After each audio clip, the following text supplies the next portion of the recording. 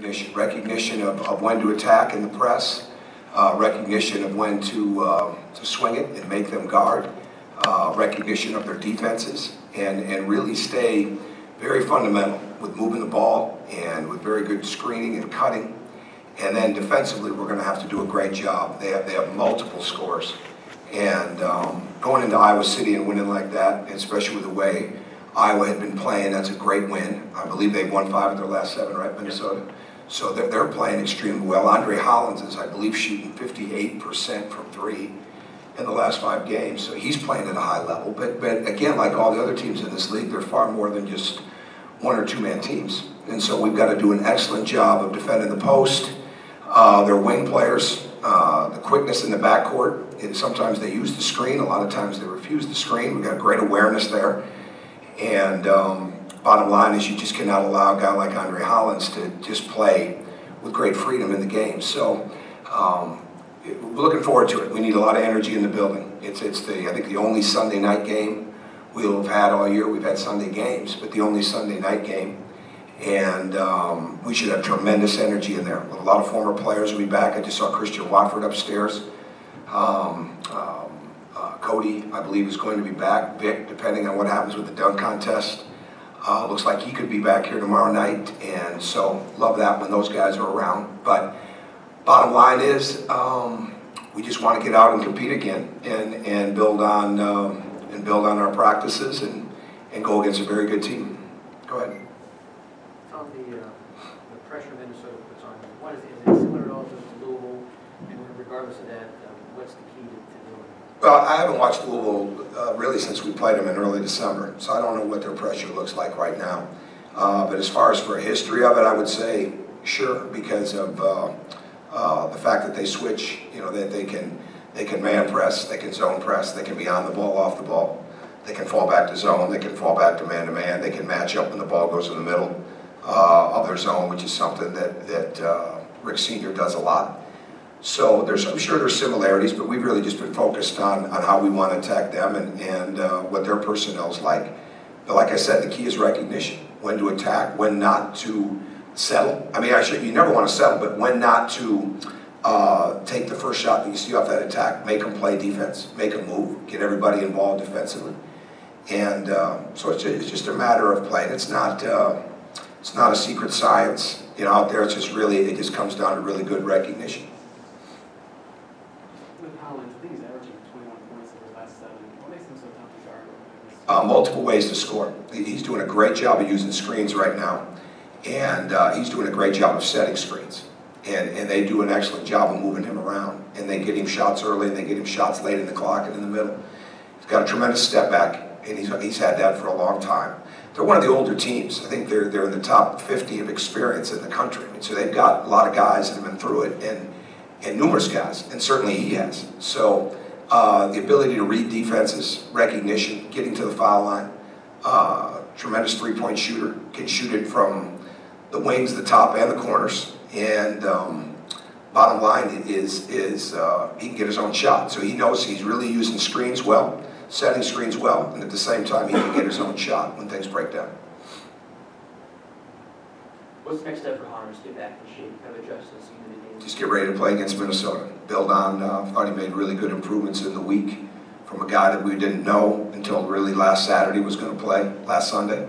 And I thought he did some really, really important things for us on Wednesday night at Maryland and played with really good confidence. And it's just a matter of that. Keep letting the game come to him and refine his moves around the basket, and because we weren't able really to do any of those type of things in his recovery. It wasn't like we got to spend a lot of time working him out in the sense of, you know, breaking down. We had to breaking down offense and things of that nature.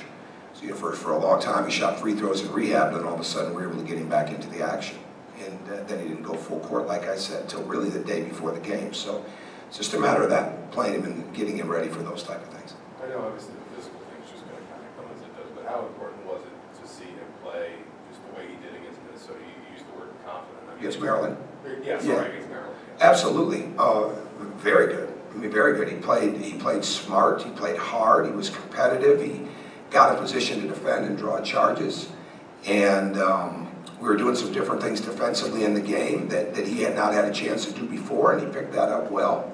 as far as when we're in a combination, where he needs to be. So it wasn't just guarding his man or guarding an area. There was a combination of things for him, and he did a really good job with that. So, and he had great intensity that night. He just needs to build on that. What did you like that you guys did at Maryland? What did you really like? I liked a lot of it. I'm so far into Minnesota now that we executed well, and some things we didn't do as well. And we just want to keep getting better at those things in practice.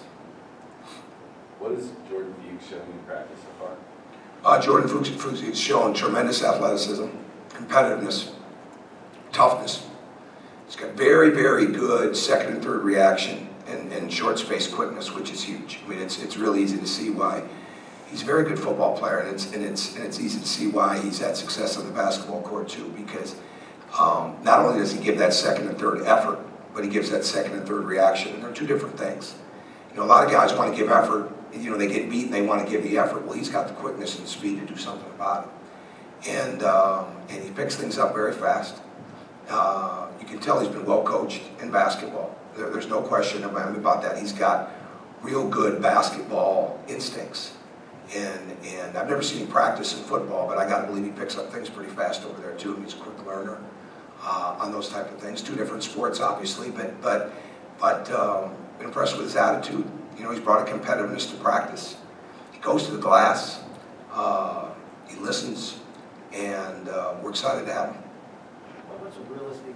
I mean, obviously, conditioning, football conditioning, basketball conditioning is not the same. Once he gets enough time, what's a realistic goal for him in terms of how much he really use? I don't have one. We wouldn't have brought him over here if we didn't believe that he could help us. And like we said in the release, we'd have done it probably earlier if there hadn't been the injury that he had, and then making sure that he got all the way back from that. So, you never know. I mean, I'm not being evasive. I don't know, but we didn't just bring him over to practice, and we didn't bring him over with a timeline.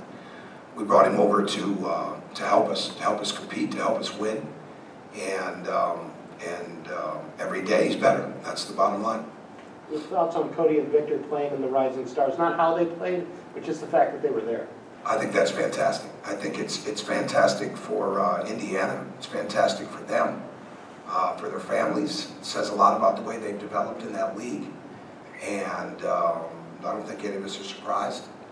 And all-star games and those events and dunk contests and three-point shootouts, those are nice things. Those are individualistic things, but they don't bring in people to those events that aren't going to draw some attention.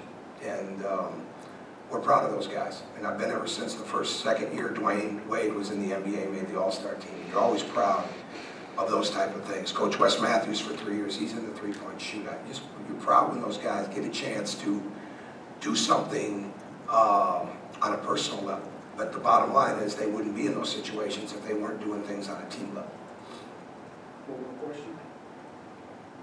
I guess just you got through, I know you don't like to look too big picture, but you do close here with 4 of the last. Yeah, I'm not looking big picture. Yeah. I mean, but how good is it for this team, given the stretch you just had to go through, the 4 tough road games, to be able to have 4 of your last 6 at home, some manageable, at least looking at it? I haven't looked at that. The only thing I want to make sure is we have great energy in the building. That's the most important thing. If there's something to look ahead to, we've got 4 home games left for our fans and for the students to see, and just make sure that energy is popping. And because these guys are working extremely hard, and we need a Maryland atmosphere in there. I mean, that's what we need. We need that type of atmosphere, that the walls are shaking long before tip-off ever comes. So that's the only thing that I really look at jumping ahead. But other than that, every day is about getting your team better and getting ready for that next opponent. And past that, really not looking ahead into, other than if you see a team, I'll take notes certainly on a team that we're playing as you're watching, 2 teams playing the league. That's different.